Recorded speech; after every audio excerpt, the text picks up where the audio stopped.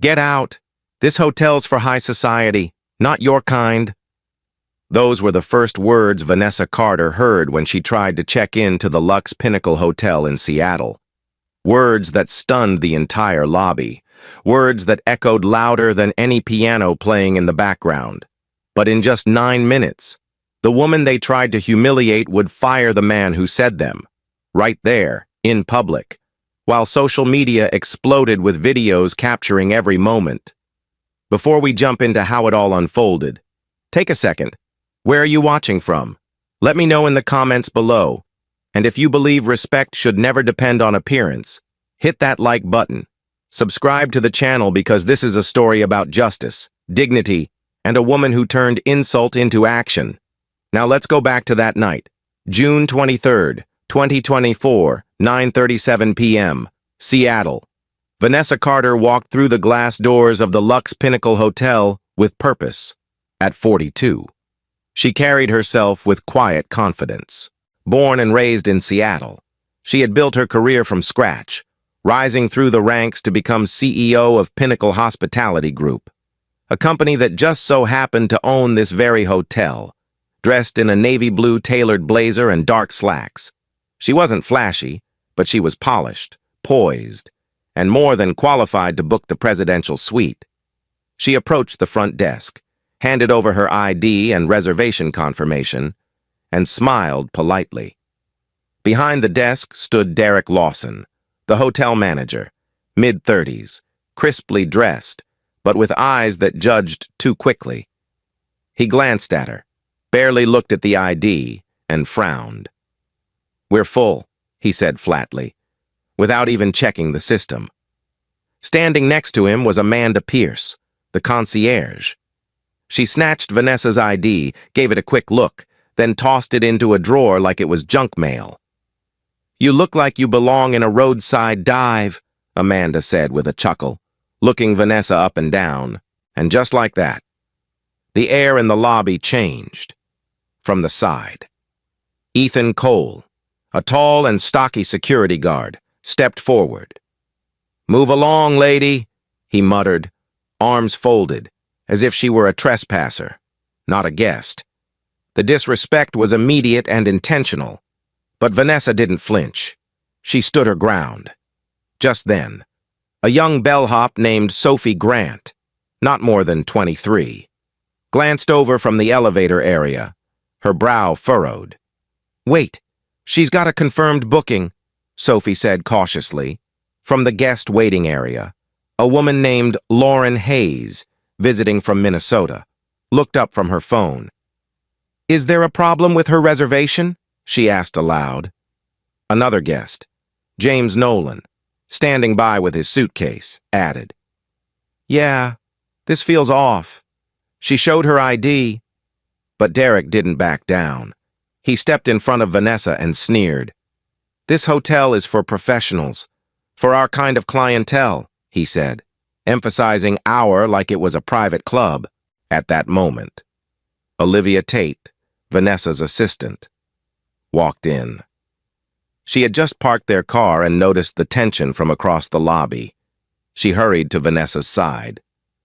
"What's going on here?" she asked, when Amanda blocked her from approaching the desk. Olivia didn't hesitate. "You're seriously judging her by how she looks?" she said, pulling out her phone. "This is discrimination, and it's about to go viral." Derek scoffed. "She doesn't look like a guest for the presidential suite. Maybe a roadside motel," he said, almost laughing. Vanessa stared at him in disbelief. "You have no idea who I am," she said calmly. But there was steel in her voice. Derek replied, "I don't need to. People like you always show up thinking you're entitled to something. Not tonight." Vanessa took a small step forward. "You're making a serious mistake," she said. Ethan moved closer, towering. "Don't push it," he growled. Olivia held her phone higher. "Keep going. Every second is on video."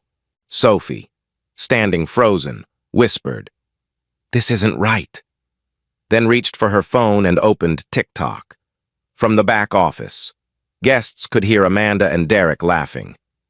"She's no VIP," Amanda said. Unaware that Sophie had already hit record, Derek returned to the desk and smirked. "We've had a technical issue. Your booking's been deleted." "Deleted?" Vanessa repeated. "You're really doing this?" The guests around her murmured. Lauren stood up from the lounge chairs. "She's being singled out," she said. James crossed his arms and added, "She paid. She has a reservation. Let her check in." Derek turned and snapped. "This is none of your business." Lauren didn't flinch. "It is when it's this obvious." Then Amanda stepped in again. "You need to leave," she said. "Now." Vanessa didn't move. "You're trying to erase my presence, but I'm not going anywhere." Olivia leaned in and whispered, "We can post this right now. Let the world see what they're doing." Derek pretended to yawn. "Put it online. No one cares." But he was dead wrong, because within minutes, Sophie's video was up on TikTok with the caption, "Black woman denied suite at her own hotel." In less than an hour, it crossed 1,000 views. Comments flooded in. "This is outrageous. Pure racism. Shut this place down." And Vanessa? She didn't yell. She didn't scream. She stood taller. "You're ruining my hotel," she said, her voice low but crystal clear. Derek laughed again, not realizing how close he was to losing everything. The guests around Vanessa were no longer bystanders. They were witnesses. Witnesses to a mistake Derek Lawson would remember for the rest of his life. Because in just a few more minutes, Vanessa Carter would show the entire hotel exactly who she was. And justice? It wouldn't just be served, it would be broadcast. Vanessa Carter stood there in the center of the Lux Pinnacle Hotel lobby, her ID still tucked away somewhere in a drawer, her dignity under siege, and yet her posture never wavered. Derek Lawson, standing tall behind the front desk, suddenly raised his voice, loud enough for the entire lobby to hear. "This guest is disrupting our ambiance." He gestured at Vanessa like she was some sort of public nuisance, not a paying guest. That's when Ethan Cole, the hotel's security guard, stepped directly between her and the desk, arms crossed, jaw clenched, eyes cold. "Let's not make this harder than it needs to be," he muttered, as if she were the one causing the problem. Amanda Pierce leaned in, arms folded, and added with a sneer, "Trust me, ma'am, you'd be much more comfortable somewhere else, like a motel." Her voice had that passive-aggressive sweetness that made the insult even worse. All eyes were on Vanessa now, not because of anything she did, but because 3 staff members had chosen to make a scene out of her existence. "Her booking is valid," Sophie Grant called out again, louder this time, from behind the bell desk. "She has every right to be here." But Derek ignored her, still addressing the guests now gathering nearby. "We have standards," he said, turning the moment into a public spectacle. "Some folks think they can dress the part, but we know better, don't we?" He looked around for approval, but instead got stunned silence. "This is outrageous," Lauren Hayes, the guest from earlier, spoke up again, now standing near Vanessa. "She didn't do anything wrong," James Nolan added. "This isn't just a mistake. This is something else, and we all see it." Olivia Tate, Vanessa's assistant, was already recording everything. "Keep it up," she said clearly. "The internet's about to get a front-row seat to this disaster." The room began to buzz with voices, uncomfortable murmurs, and sidelong glances. But Derek continued his act, pretending he was doing his job, when in truth, he was showing everyone who he really was, what no one knew yet, at least not the crowd of guests. Was that Vanessa Carter wasn't just any woman with a booking? At 32, she'd been denied a hotel suite just like this, in a different city, for the same reason, her race. It was that moment that lit the fire in her, pushing her to fight her way through the hospitality industry.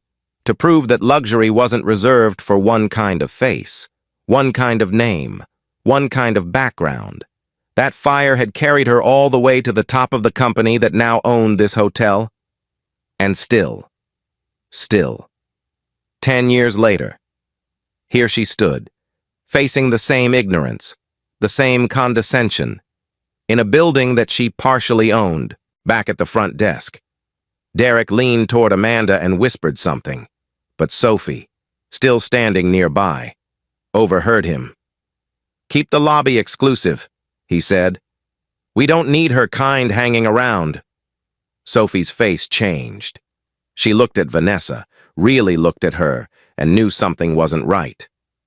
"I'm calling Michael Reed," she said suddenly, pulling out her phone. Michael Reed, the regional branch director, wasn't someone you called lightly, but Sophie had had enough. Vanessa, standing firm beside Olivia, didn't flinch.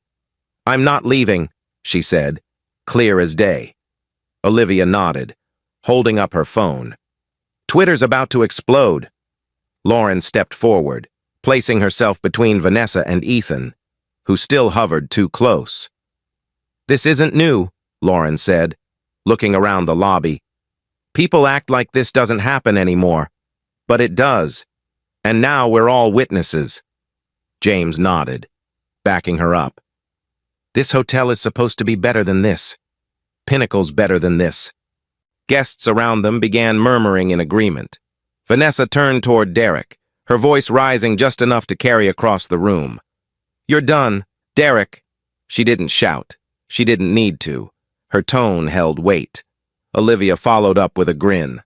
"Smile for TikTok," Sophie chimed in. "I'm with Vanessa. This isn't okay." Amanda rolled her eyes, muttering, "A motel's still an option." "Sweetheart." Ethan glanced between them, visibly uneasy now, but still unwilling to act with integrity. "Don't make this worse," he grumbled. Lauren raised her voice. "Apologize, now," James added.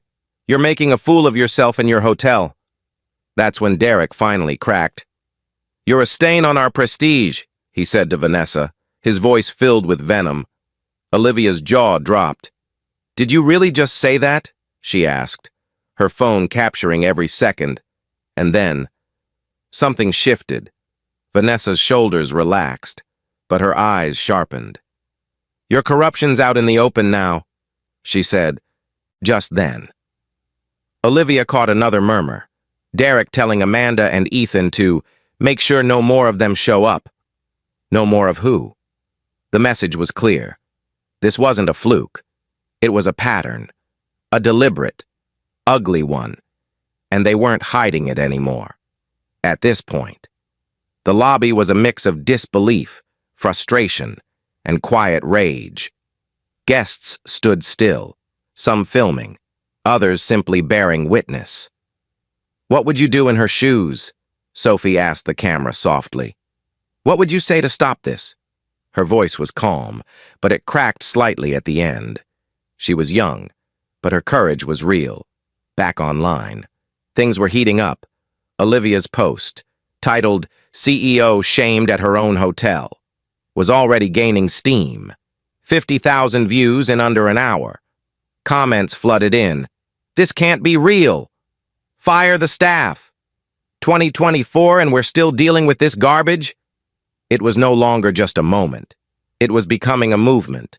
But Derek still didn't get it. Maybe he thought his job made him untouchable. Maybe he thought the woman standing before him was just another problem to be escorted out. But she wasn't. She was Vanessa Carter. And the world was watching. Vanessa Carter stood motionless in the center of the Lux Pinnacle Hotel lobby, her dignity tested, her patience worn thin, but her composure unshaken. The tension in the air had become so thick it was almost visible, like a fog pressing in on every guest who hadn't yet pulled out their phones to record. Then it happened. A burst of static came through the staff radio clipped to Derek Lawson's hip, followed by his own voice, loud and clear. "I'm curating the guest list," he said, His voice echoed off the lobby walls. He didn't realize his mic was still live. Amanda Pierce, standing at the desk, paled. Ethan Cole froze in place. Everyone heard it. Everyone. Curating the guest list, he had said. Like he was running some exclusive country club.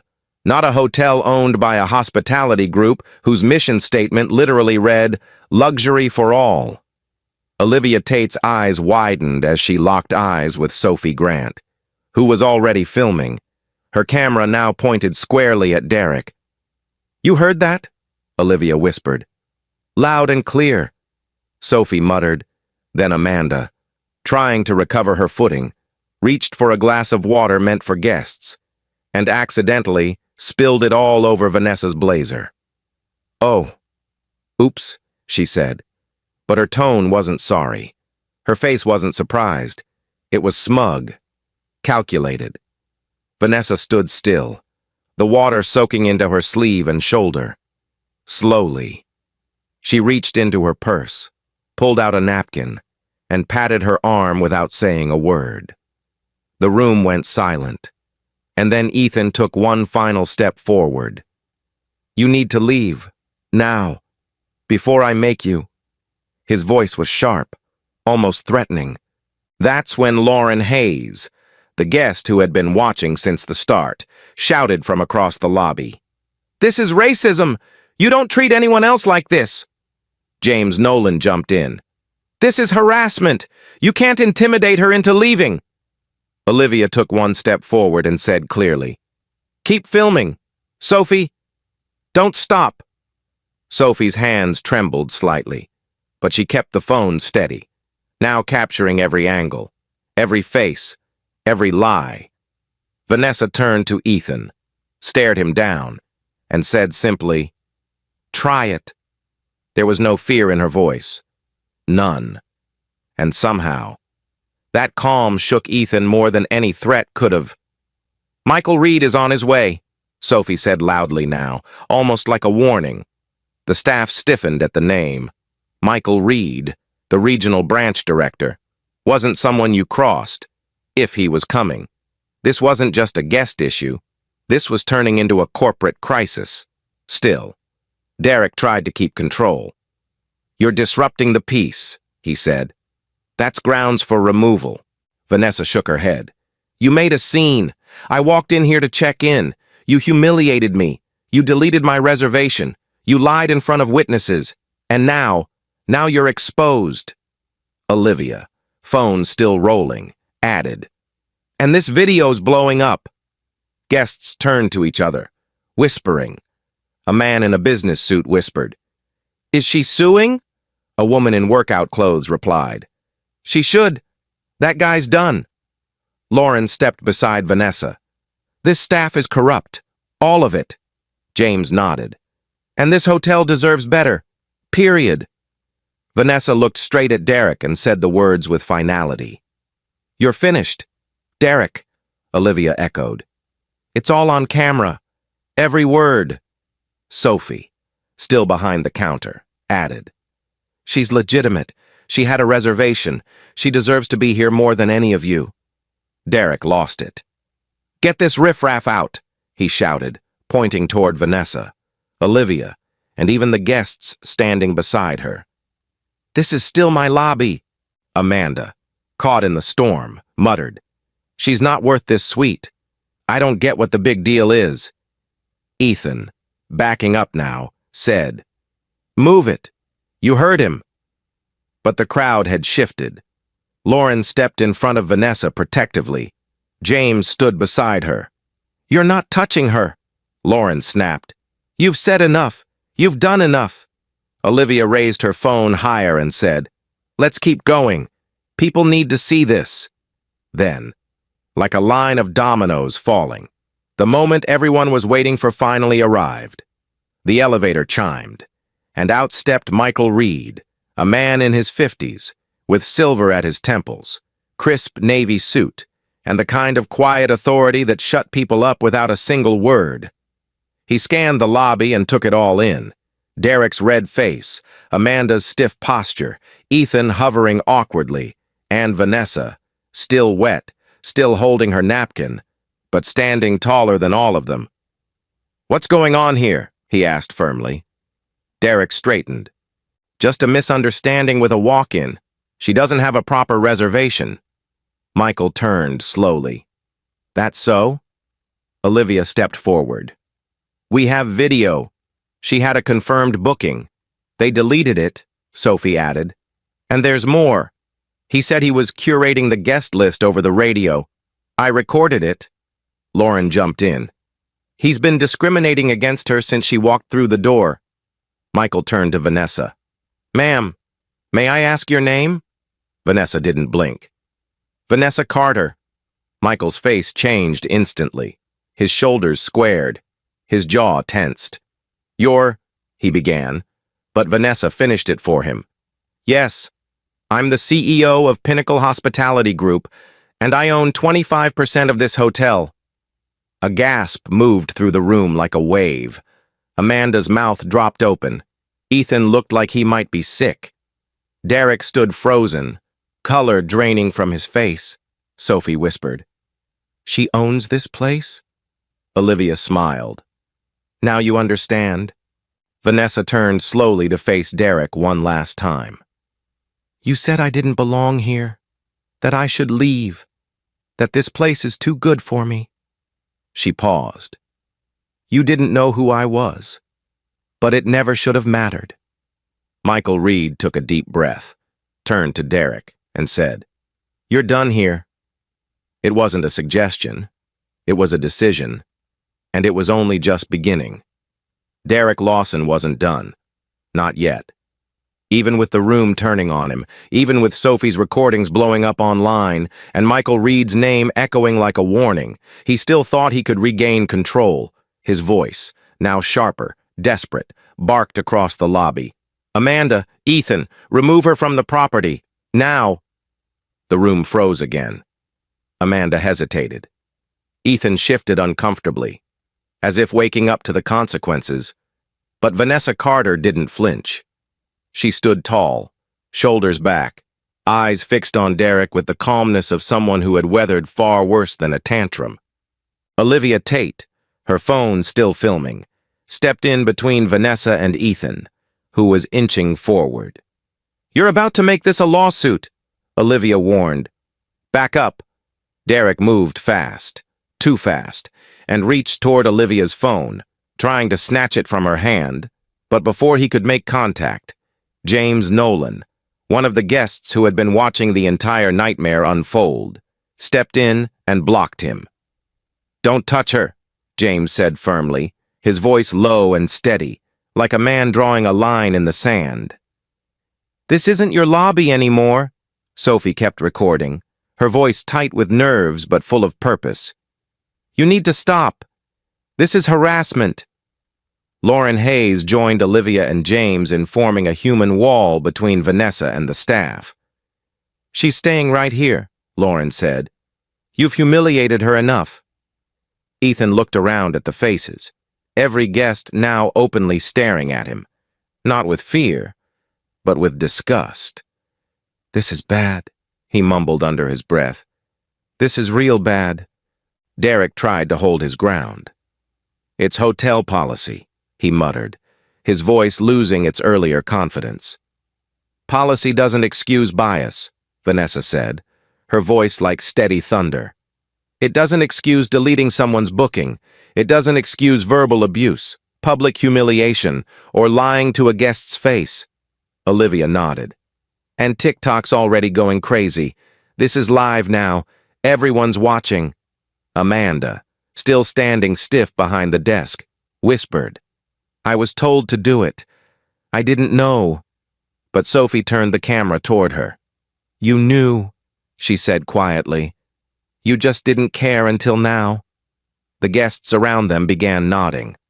"We're with her," said one. "She deserves justice," said another. James added, "This has gone too far. Shut it down." Vanessa looked toward the elevator. "Is Michael Reed here yet?" she asked, her tone steady but firm.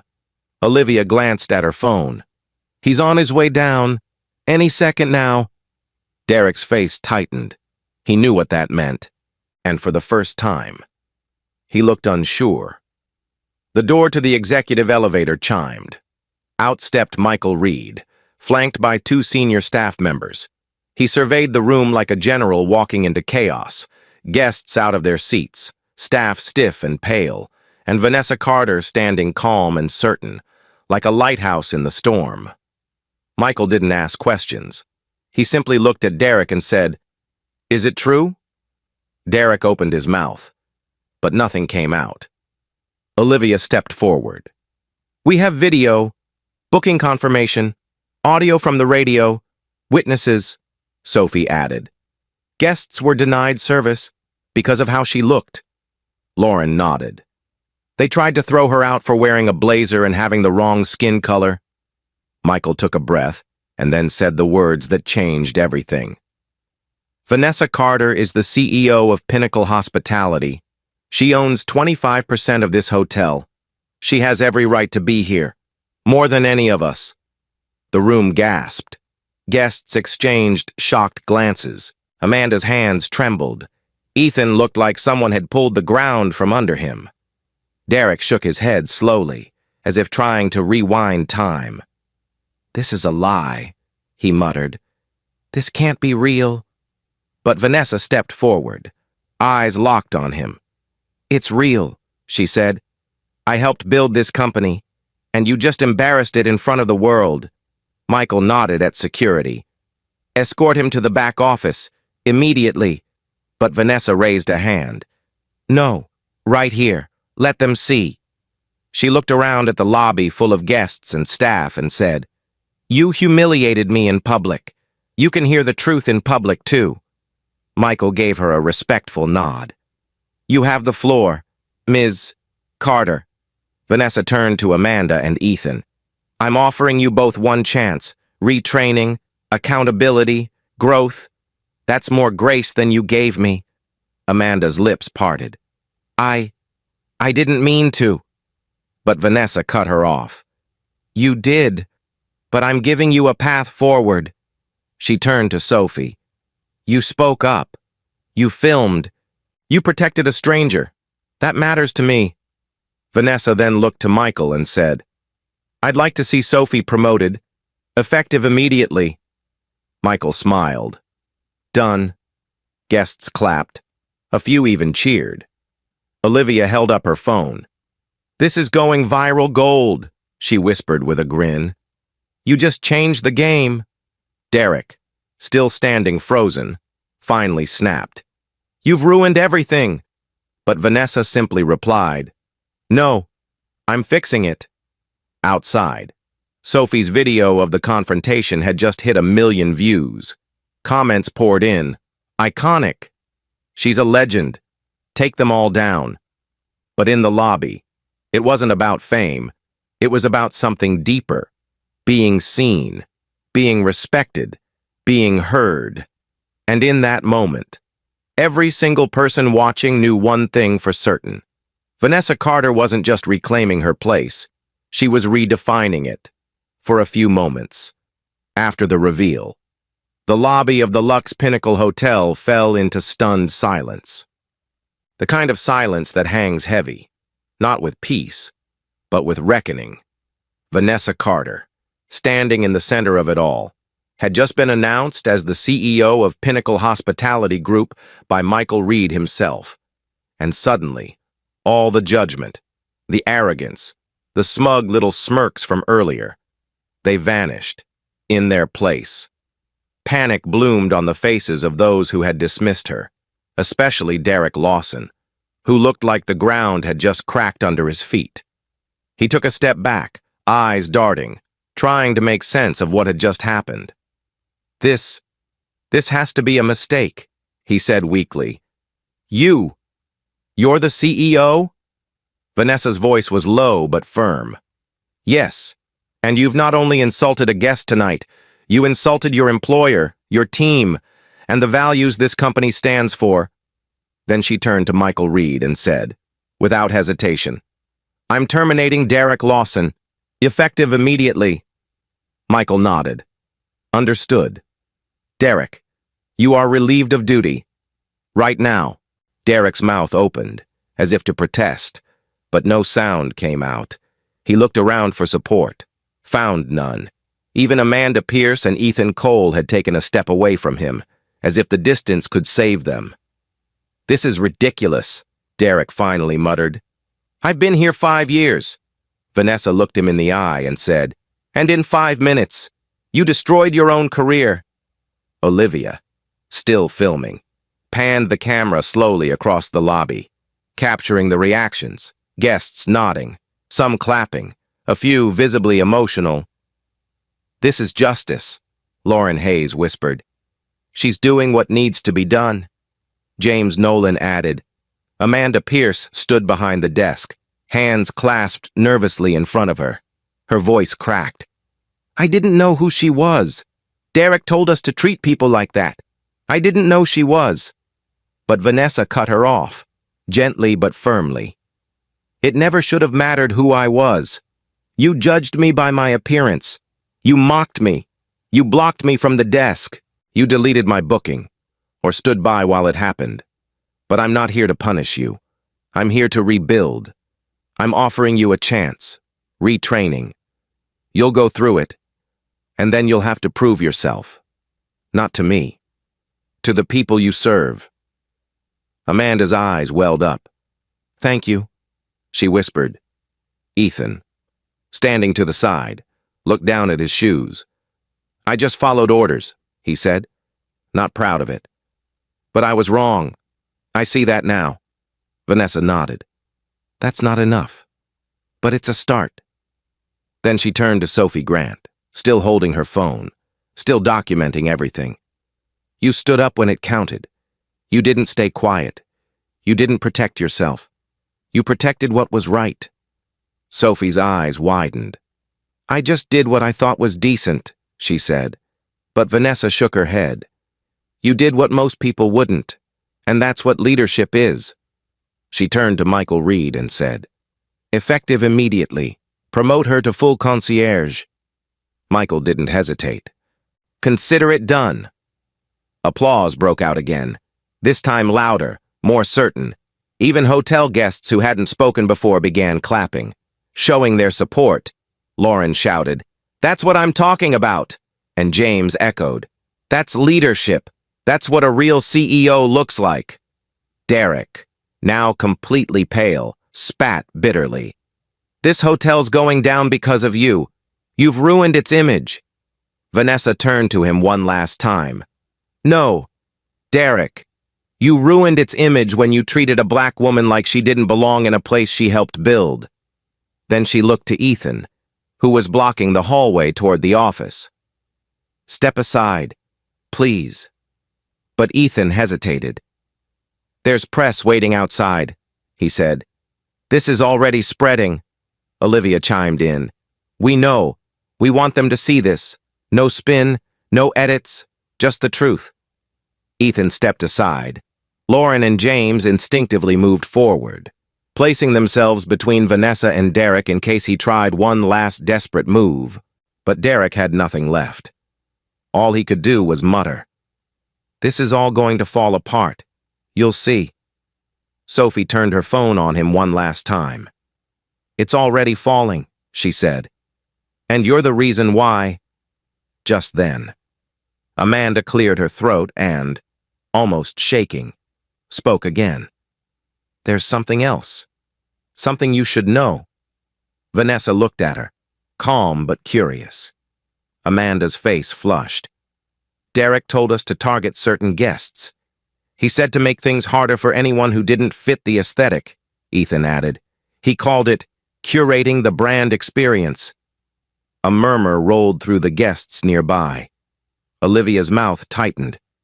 "That sounds like coded language. For discrimination." Amanda nodded. "He said corporate approved it, that a regional manager trained us to act like that." Vanessa's face didn't change, but a quiet anger flickered in her eyes. "Then it's deeper than I thought," she said. "Michael, I want a full audit of hiring practices, guest treatment reports, and every training module issued in the last 5 years." Michael agreed immediately. We'll bring it to the board tomorrow morning." Vanessa looked at the stunned staff and the silent lobby, then turned to the guests and said, "We will not cover this up. We will not handle it quietly. This happened, and we're going to fix it in the open." A guest nearby, filming the moment, whispered to his phone, "This is history. She just changed everything." Back online, Sophie's latest upload had crossed 1 million views. The caption, "CEO fires manager on spot."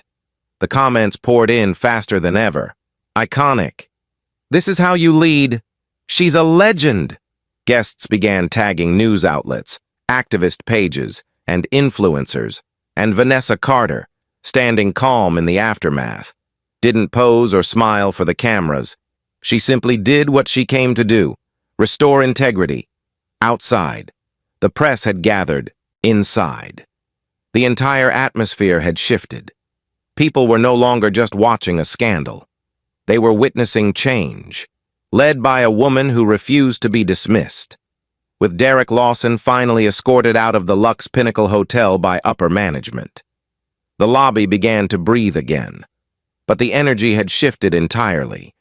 The fear, the tension, the stunned silence had been replaced by something stronger.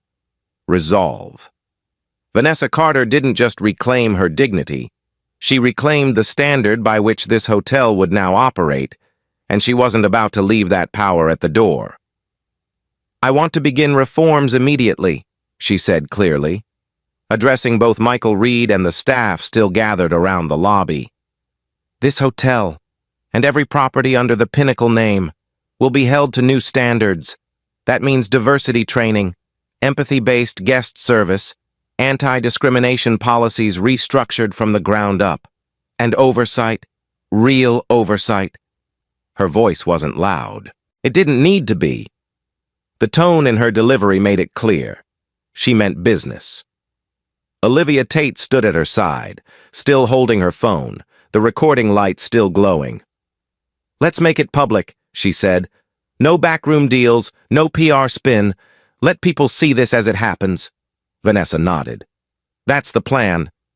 As replacement staff began to arrive, concierge Emily Stone and temporary floor manager Mark Davis, Vanessa shook their hands personally. "You're here to set a new tone," she told them. "It starts now." Then, turning back to Amanda Pierce and Ethan Cole, who stood at the edge of the reception area, she faced them fully. "I meant what I said. Retraining is on the table. But that doesn't mean forgiveness without accountability. You both have to earn trust again.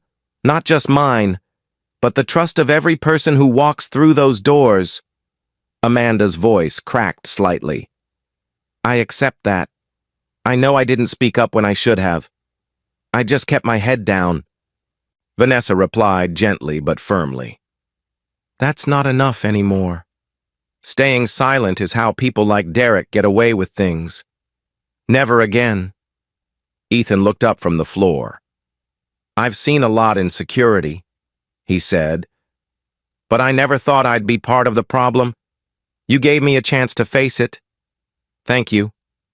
Vanessa nodded slowly. "Use it wisely." Sophie Grant, now in her new role as concierge, stepped forward with a soft smile. "Thank you, Ms. Carter. I never imagined speaking up would lead to this. I just couldn't stay quiet." Vanessa smiled warmly for the first time all night. "You're the kind of leader we want. Someone who speaks when it's uncomfortable, who protects others before herself." Lauren Hayes, still nearby with James Nolan, gave Sophie a proud nod.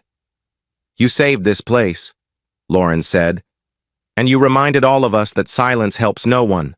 Guests began clapping, not for a grand show, not for a publicity stunt, but for what felt like a turning point, an honest change in the making. Michael Reed, standing quietly to the side, then cleared his throat and said, "We'll coordinate mandatory retraining for all staff. Effective this week, I'll oversee it personally. We're also initiating monthly culture audits. If anything like this ever happens again, It won't be because leadership looked the other way. But just as things seemed to calm, Sophie stepped forward again. Her face was uncertain, her voice quieter. "There's something else," she said, eyes flicking to Vanessa, then to Michael. "When I first got hired here, we were told to prioritize guests that fit the brand. The actual phrase they used was elite-compatible profiles. It wasn't just Derek saying it. It was in the onboarding meeting, regional training." A hush fell over the crowd.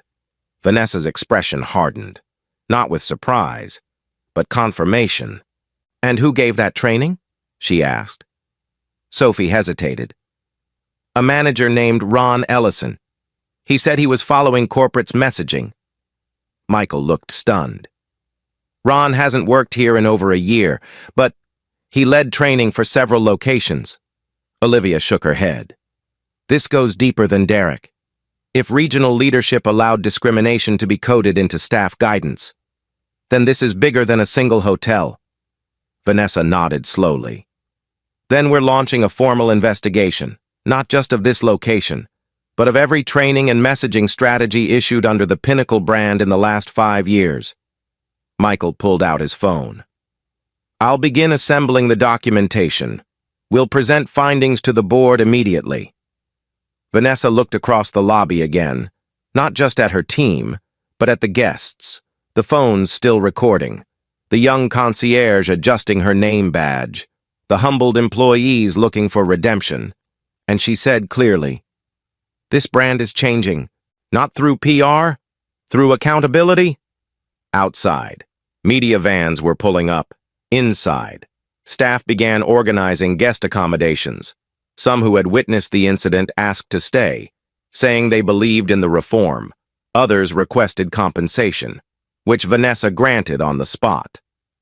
"No one leaves here feeling dismissed," she said. "Not tonight." Derek's belongings were boxed and removed from the office. Amanda and Ethan were told they'd report to new training sessions beginning the next morning. Sophie was moved to a new desk, one with a clear view of the lobby, and Vanessa stood behind her for a moment, quietly watching.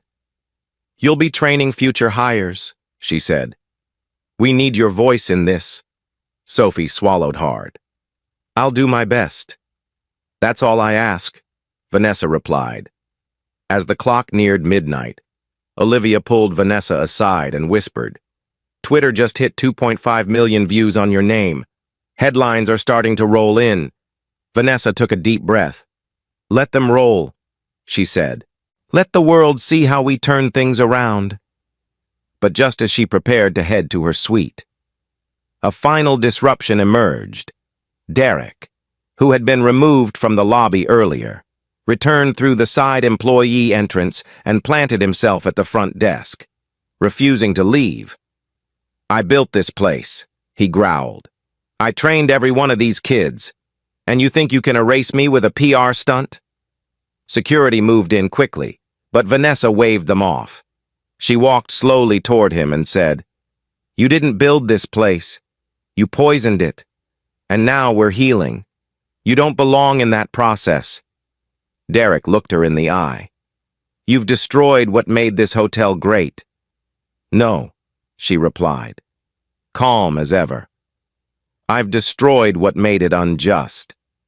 Guests began to applaud again, and Ethan, now standing by security, nodded at Vanessa with quiet respect. "We've got it from here," he said. Derek was escorted out, this time for good, and as he disappeared out the door, Olivia sent one final tweet that night. "Hotel bias exposed by CEO, true leadership on display." The tweet exploded. Within minutes, news anchors were referencing it. The comments said it all. "Corporate scam exposed." "Vanessa's a hero. More CEOs like her, please." But inside the hotel, Vanessa didn't revel in the moment. She simply turned to her team and said, "Day one of change starts now," the morning after the confrontation. Vanessa Carter sat in the presidential suite, not as a guest, but as the rightful executive she was, reviewing documents, sipping her coffee in calm reflection. The same walls that had echoed with insults the night before were now silent witnesses to something far more powerful: justice in motion. Downstairs. The Lux Pinnacle Hotel operated under a new air of vigilance and clarity, as a team of internal auditors quietly began interviews, reviews, and cultural assessments. At 10 a.m. sharp, Vanessa entered the glass-walled conference room on the 19th floor for an emergency board meeting, joined by Regional Director Michael Reed, board members David Brooks and Sarah Collins, and several newly appointed diversity advisors. The energy in the room was different. There were no defensive tones, no attempts at spin. Vanessa laid everything out: the incident with Derek Lawson, the history of coded bias in regional training, and Sophie's recorded statement exposing corporate-level neglect. She presented guest testimonies, security footage, and the social media firestorm that had now drawn nationwide attention. No one interrupted when she finished. Sarah Collins leaned forward and said, "Vanessa, you've done more in 12 hours than most executives manage in a year. This isn't damage control. This is transformation," David Brooks added. "And we need to support it fully. The guests believe in this. The public believes in this. We're behind you." It was unanimous. The board approved a full-scale inclusion audit across all Pinnacle properties, established a new leadership council on equity and ethics, and formally backed Vanessa's initiatives, everything from retraining to transparent hiring, from performance review reforms to public-facing progress reports. Meanwhile, downstairs in the lobby, Sophie Grant now wore a new name tag. Lead concierge. She moved with a quiet confidence, helping guests with genuine warmth. Backed by the full support of the new staff, Amanda Pierce and Ethan Cole were undergoing mandatory retraining in the conference center, working under supervision, while HR conducted interviews about prior incidents that may have gone unreported. Lauren Hayes, one of the guests who had stood by Vanessa during the worst of it, checked out with a smile and said to Sophie, "I'll be back. For once, I feel like I can trust this place," James Nolan added. "This hotel's lucky to have someone like Vanessa in charge." Upstairs. Vanessa was wrapping up her meeting when Olivia entered the room and handed her the latest social stats. "Sophie's final video crossed 5 million views," Olivia said, almost in disbelief. "The comments. People are calling this the moment hospitality changed." Vanessa nodded but didn't gloat. "It's a start," she said. "Real change doesn't happen in one viral night. It happens in the follow-through." She closed her laptop, stood up, and shook hands with every board member personally. "Let's stay accountable," she told them, "not just to our shareholders, but to the people we serve." Later that afternoon, as Vanessa stepped out onto the front steps of the hotel, she was met not with protests, but with applause from a small group of community leaders and advocates who had come to show support. But not everyone was ready to move on. Derek Lawson, standing just beyond the hotel property line, held up a handwritten sign and shouted, "This was my hotel. You can't erase me." His voice cracked as he repeated himself, but the crowd didn't respond with sympathy. They looked past him, toward the woman who had stood her ground with dignity. Vanessa didn't respond with anger or insults. She simply looked him in the eye and said, "You were never building this hotel. You were gatekeeping it. And that ends now." Security gently escorted him away. This time not as a scandal, but as a footnote. That night. Vanessa walked the halls of the hotel, speaking with staff, thanking guests for their patience, ensuring every corner of the building reflected the new standard. Olivia caught up to her near the lobby. "You're making history. You know that?" she said. Vanessa smiled softly. "Maybe," she replied. "But it shouldn't take history to make people feel human." The hotel glowed that evening, not because of the chandeliers or polished floors, but because the energy had changed. People were being seen, heard, and valued. Sophie posted one final video from her new desk, captioned, "CEO transforms hotel after reforms." The views climbed rapidly. Comments flooded in. "Vanessa's changing everything. This is the kind of leadership we need everywhere." Pinnacle just became the gold standard. 3 months later, Vanessa Carter would speak at a national leadership summit about hospitality and equity. But that day in June would remain the moment it all changed. When a woman walked into her own hotel, was told she didn't belong, and showed the world exactly what belonging and leadership really looks like.